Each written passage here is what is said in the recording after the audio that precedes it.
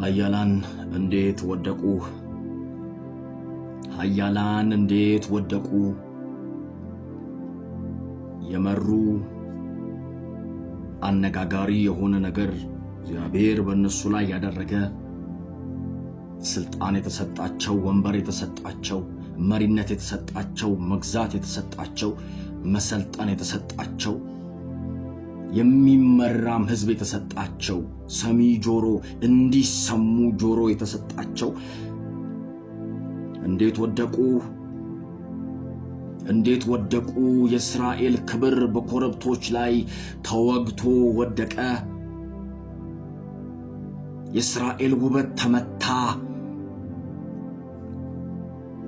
እስራኤልን የመራ መሪ ሞተ፣ ወደቀ። ኃያላኖች ወደቁ አለ ዳዊት። ሁለተኛ ሳሙኤል ምዕራፍ 1 ቁጥር 19 ላይ ሳሙኤል ምዕራፍ 1 ላይ ሳኦል ከፍልስጤማውያን ጋር ከልጁ ከዮናታን ጋር የመራው ጦርነት ነበረ።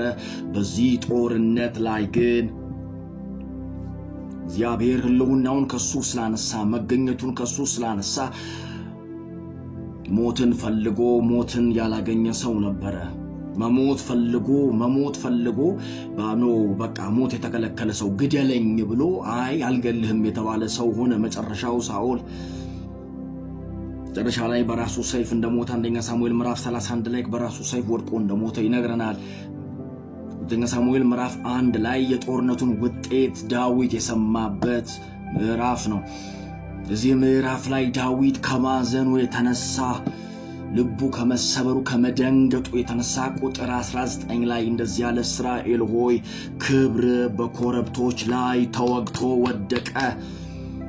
ክብር በኮረብቶች ላይ ተወግቶ ሞቷል። ኃያላን እንዴት ወደቁ? ወዳጆቼ እግዚአብሔር ዛሬም ይህን ነው የሚለው፣ ይህን ነው መንፈሴ ላይ ያስቀመጠው። ኃያላን እንዴት ወደቁ? ሊታደጉ የሚችሉ የመታደግ አቅም የተሰጣቸው ነውጥንና ለውጥን ማምጣት የሚችሉ በጠላት መንደር ላይ ንቅናቄን የፈጠሩ ኃያላን እንዴት ወደቁ? ኃያላን እየወደቁ ነው። ኃያላንን እየጣለ ያለ አንድ ተራራ አለ። ክብርን ከኃያላን ላይ እየነጠቀ ያለ አንድ ተራራ አለ። ኃያላንን በቤታቸው፣ ኃያላንን በሆነ ኮረብታ ላይ፣ ኃያላንን በሆነ ከፍታ ላይ እየገደለ ያለ አንድ ጊልቦዋ ተራራ የሚባል አለ። ጊልቦዋ ተራራ ከፍ ያለ ኃያላንን የገደለ የኃያላንን ክብር የዋጠ ጊልቦዋ ተራራ ባላለ።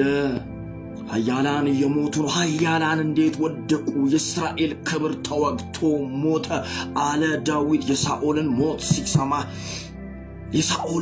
ሲሰማ ከኃያላን ላይ ክብር እየተነሳ፣ ከኃያላን ላይ ሞገስ እየተነሳ፣ ከኃያላን ላይ ጸጋ እየተነሳ ከፍ ባለው ተራራ ላይ እየተመቱ የወደቁ ነው።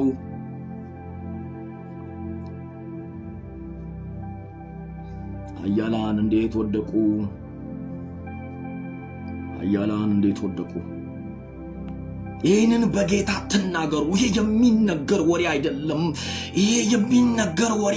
ማንም እንዳይሰማ ክብር አይደለም። እስራኤል ያጣችው ክብሯን ነው። ኃያላኖቿን ነው ያጣችው። ተዋጊዎቿን ነው ያጣችው። ነፃ አውጪዎቿን ነው ያጣችው። መሪዎቿን ነው ያጣችው። ይሄ ደስታ አይደለም። ሐዘንም ተብሎ ሊነገር አይገባም። ይሄ ውርደት ነው። ክብርን እየበላ ያለ ከኃያላን ላይ ጸጋን እያነሳ ያለ አንድ ነገር ወጥቷል። ጴንጤነትን አይደለም የሚነካው አይደለም። ኃያላንን ግን አሽመድምዶ የሚጥል በኃጢአት ላይ ኃያል የሆኑ በነውር ላይ ኃያል የሆኑ ተዋግተው ለመውረስ የበረቱ እንደ ካሌብ ገና በ40 ዓመቴ ላይ በወገቤ ላይ የነበረ የአቅም ዛሬ 80 ዓመቶኝ አለ። አሁንም ተራራውን ለመውረስ ኮረብታውን ለመውረስ ለመንጠቅ መትቼ ተዋግቼ የኔ ለማድረግ አቅም አለኝ።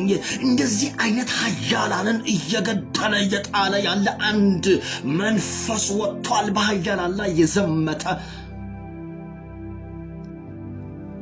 በኃያላን ላይ የዘመተ አንድ መንፈስ ወጥቷል። እናንተ ኃያላን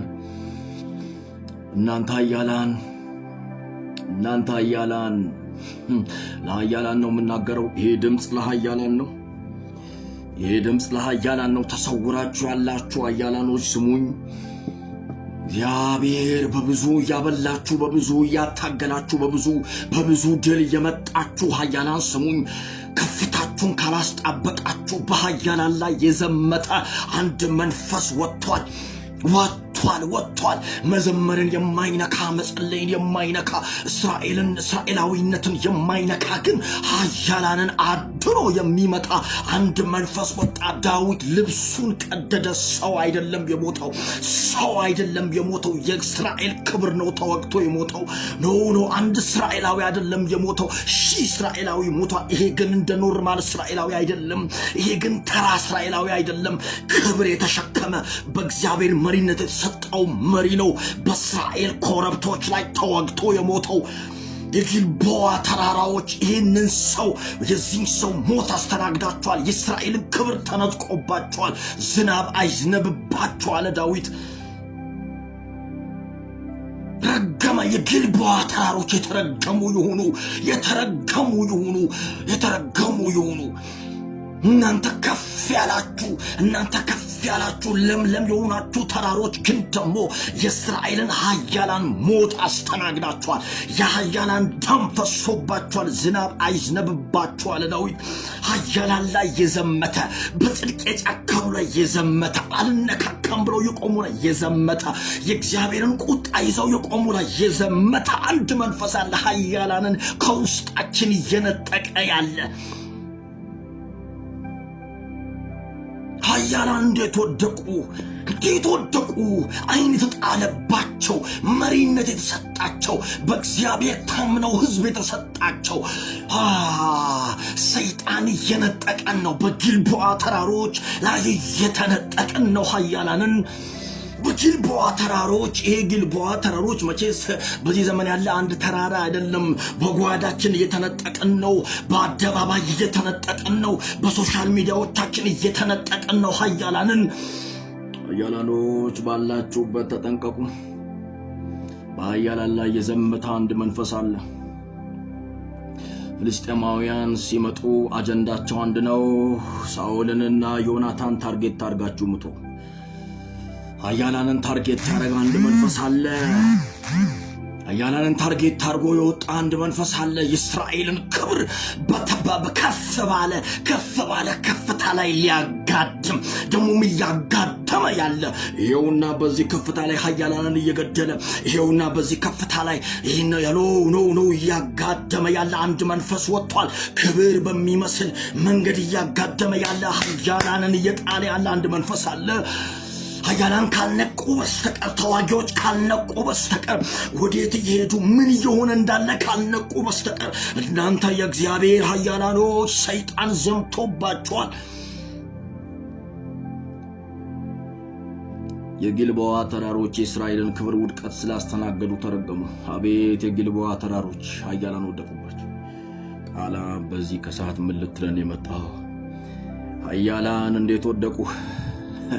እናንተን ኃያላንን ለመጣል የወጣ መንፈስ አለ።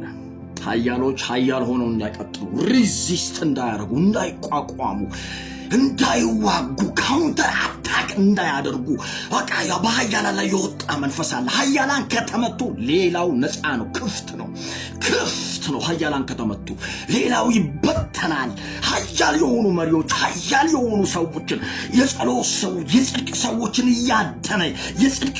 እያደነ የሚመታ መንፈስ ወጥቷል። እነዚህ ሰዎች ከተመቱ ቤተክርስቲያን ክፍት ነች። ሕይወታችሁ ክፍት ነው። ቤተሰባችሁ ክፍት ነው። እነዚህ ናቸው ከልካዮች። ንቁ። በዚህ ከሰዓት ላይ የመጣሁት ይሄንን ነው። ኃያላንን ታርጌት አድርጎ የወጣ መንፈስ አለ። ንቁ። በጊልቦዓ ተራሮቻችሁ ላይ ውድቀቶቻችሁ አይወራ። በተራሮቻችሁ ላይ፣ በከፍታዎቻችሁ ላይ ውድቀታችሁ አይወራ።